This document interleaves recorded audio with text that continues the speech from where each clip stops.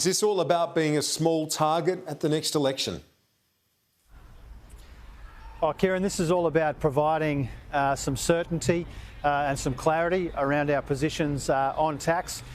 We said for much of the last 2 years that we'd take the time to listen and consult, and we'd come forward with a final position on both of these sets of policies well in advance of the election, and that's what we've done today. And so what it means is for the 9 million plus Australians who earn $45,000 or more, they'll get the same tax cut under the Morrison government as under us.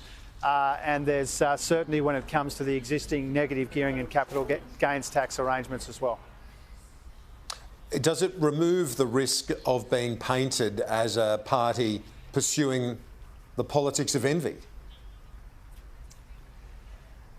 Oh, look, I think others will make an assessment around the politics of it. I mean, from our point of view, what we want to do is focus the economic debate where it's most important, and that's the economic costs and consequences of the Prime Minister getting vaccines and quarantine and JobKeeper wrong, costing the economy $300 million a day and billions of dollars a week. But also whether or not we can do better in this economy after COVID than before, whether we can do better than the 8 years of wage stagnation that we've had, whether we can create more jobs and better paid, secure jobs and more opportunities in more parts of the country. I mean, that's what the election will be about. It won't be to re-prosecute last election or any previous election. I think the Australian people want us to look forwards rather than back, and that's what we're doing. So will there be an alternative put up, or is it won't be just a negative campaign of attacking the government over vaccines or the economic response, which you argue is flawed? Oh, look, I think inevitably, Kieran, it'll be a mix of both things. I think Australians understand that the reason we're having these lockdowns, which is so costly in the economy, is because the Prime Minister didn't do those two jobs, vaccine and quarantine. And I think it's just common sense around the rest of Australia that we're paying the price for the government ending JobKeeper too early. So that will be part of the election campaign. Obviously, I think the Australian people want us to stand up for them and speak up for them and be on their side when it comes to those issues. But it'll also be about the future. We've already got policies out there, whether it's childcare, reconstruction fund for advanced manufacturing, cleaner and cheaper energy, apprenticeships, government procurement, all these sorts of things which are really crucial to making sure that we can make the economy stronger and more sustainable and more inclusive after COVID than it was before. And the election will be about that too. Did you personally find it hard to accept this policy outcome where you wouldn't tinker with the final stage of the tax rates, a 30% flat rate for workers on 6 figures? You reportedly thought it was offensive. Oh, Kieran, this was my recommendation to the Shadow Cabinet, to the caucus, to the Expenditure Review Committee. Indeed, in all of the forums that I've participated in recent times, I've made it clear that this is my preference. This is in my portfolio, and this is the recommendation I made to colleagues. I think everybody understands that these are big, difficult decisions. There's no easy decisions when we're talking about dollars of this magnitude and the various aspects to it. Nobody's pretending that it's an easy decision, but it's the right decision.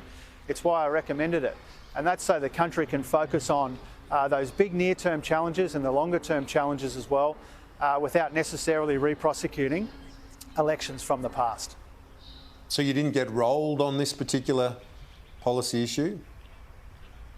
Of course not, Kieran. I think anyone who says that doesn't know what they're talking about. This has been my recommendation in all of the forums that I've participated in.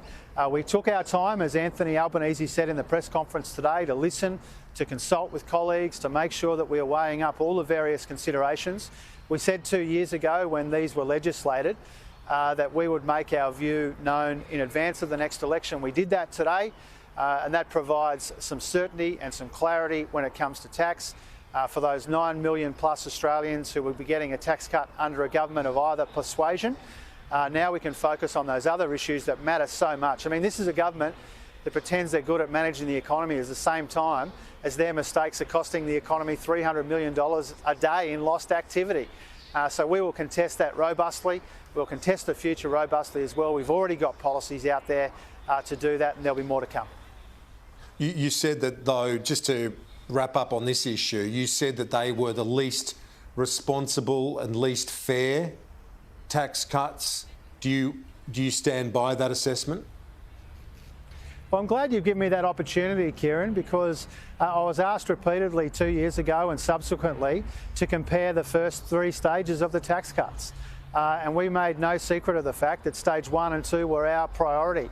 And we made that point all along, at the same time as we said that we would weigh up all the various considerations, all the relevant considerations, and come to a view and announce that view before the election. I've done that consultation, I've done that listening, we've made that announcement today, and that's important. Now, the government says the payment in terms of the disaster support at the moment amid lockdown is the same level it was as what it was in the December quarter of last year with JobKeeper. Why does it have to be a JobKeeper framework? Well, we've been really constructive on this front, Kieran. We've said for some time, if you don't want to call it JobKeeper, you want to call it something else, so be it. But reintroduce the most important aspects of JobKeeper, the level of support as it was at the beginning, the proper guarantee that there'll be a link maintained between employer and employee, that's important too.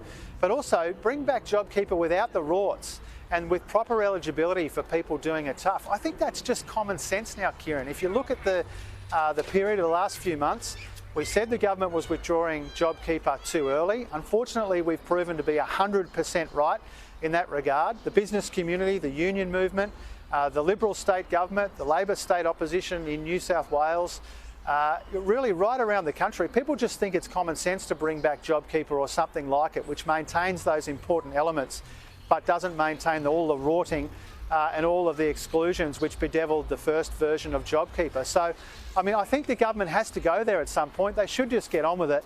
The only reason they're not doing that is because it will be absolutely humiliating for them to do so, having patted themselves on the back right around the country for cutting JobKeeper, declaring victory over this economic and health crisis prematurely without getting the vaccines and the quarantine and the support arrangements right. And the whole of Australia is paying the price for that right now, but especially people and small businesses doing it tough in lockdown communities.